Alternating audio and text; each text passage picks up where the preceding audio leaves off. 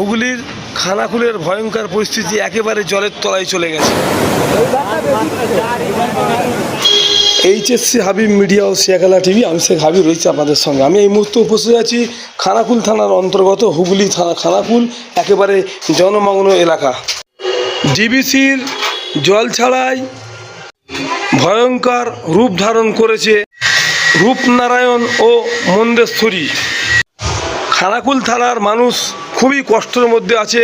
কেউ বাড়ি ছেড়ে রাস্তায়, কেউ আছে স্কুলে, কেউ আছে মাচা করে, মানে কারুর বাড়িতে সাপ ঢুকেছে, কারুর বাড়িতে এক গলা জল, মানে এমনই অবস্থা। এখানে ভয়ঙ্কর পরিস্থিতি হয়ে গেছে। কেউ একবেলা খেতে পাচ্ছে, কেউ একবেলা খেতে পাচ্ছে না। কারুর হাঁড়ি চলছে, কারুর হাঁড়ি চলে না। আপনারা ভিডিওটি শেষ পর্যন্ত দেখুন, বেশি মূল্যবান মতামত কমেন্টসে জানাবেন। রাজ্যের মুখ্যমন্ত্রী মমতা দিদি আজকে এই এলাকায় ঢুকেছেন, কিন্তু এই দিকটা ঢুকতে পারেনি।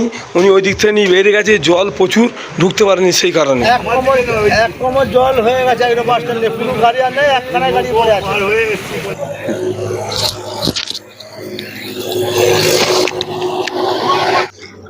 এবারে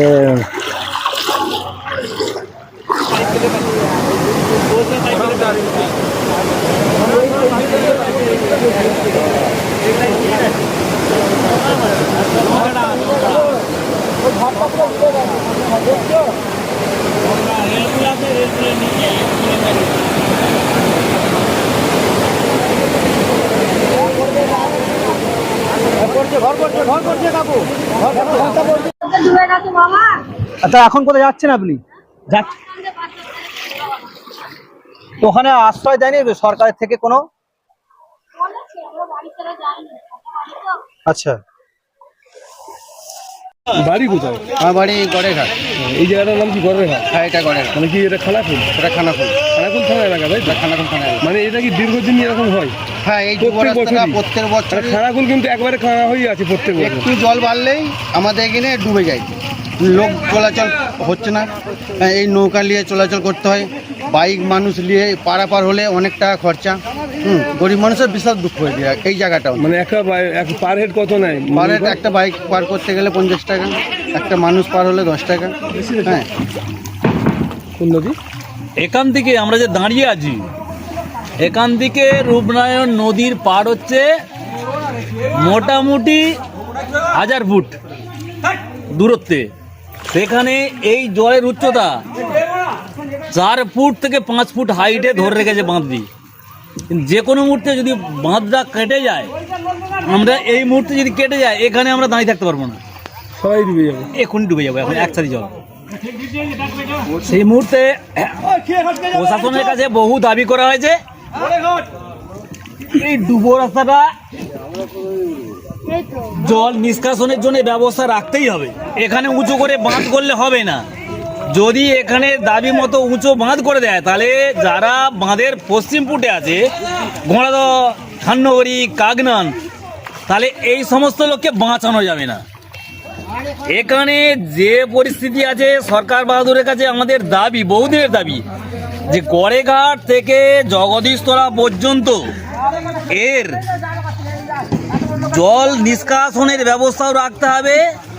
তার উপরে ক্যালভার্টের উপর দিয়ে এই ব্রিজ করতে হবে, তবেই এলাকার মানুষের সমস্যার সমাধান। ওভারব্রিজ করলে ভালো হয়। ওভারব্রিজ করতে হবে। নিচে দিয়ে জল নিকাশি, এই যে জল শিলাবতী, কংসাবতী, এখান দিয়ে যে জল বয়ে আসছে, যে বাঁকুড়ার যে জল প্রবল বৃষ্টি, বর্ধমানের কিছু অংশের জল প্রবল বৃষ্টি, সেই বৃষ্টির জল টোটাল রূপনারায়ণ নদীর পাড় ভেঙে আমাদের এখানের যে জগৎপুর গ্রাম পঞ্চায়েত, সেই গ্রাম পঞ্চায়েত এলাকায় পৌর এলাকাতে প্লাবিত হয়েছে এবং খানাকুল পর্যন্ত প্লাবিত হয়েছে। এখানের নিষ্কাশনের ব্যবস্থা, নদীকে ডিসপাস করতে হবে, প্রচুর পরিমাণে পলি উৎখাত করতে হবে।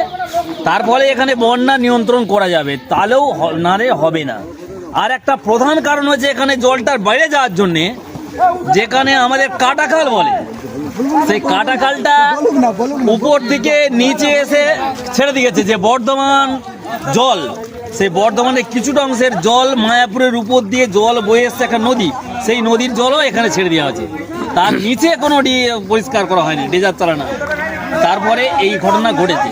যে শ্মশাখালীর যে সমস্যা, শ্মশাখালী যে ব্রিজ করার কথা ছিল সেই ব্রিজও আমাদের এখনো হয়নি। এমএলএ ঘোষণা করেছে যে কোনো হবে, যদি এখানটা বেঁধে দেওয়া যায় 4 ফুট হাইট যে ওই বাঁধটা, এখনই যে বহু ঐতিহ্য যে রাসতলা জগৎপুর রাস প্রাঙ্গণ, সেখানে আর কয়েক ঘন্টার মধ্যেই জল উঠছে, পড়বে উত্তর দিকে।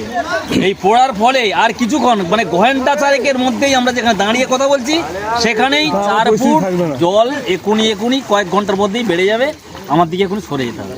জেলে মানুষগুলো কিভাবে পরিষেবা দিচ্ছে? ওই পঞ্চায়েত ওই নেই, থাকবে কি করে? পুলিশ প্রশাসন বহুভাবে চেষ্টা করছে যে মানুষের পাশে কি করে থাকবো। পুলিশ চেষ্টা করছে, দিন রাত খাটছে পুলিশ, পুলিশ প্রশাসন খাটছে এই যে মানুষকে বাঁচবো। পুলিশকে সম্মান দিয়েছি, পুলিশ সম্মান দেবে, এই আমি চোখের সামনে দেখে দিচ্ছি। দেখুন জেলে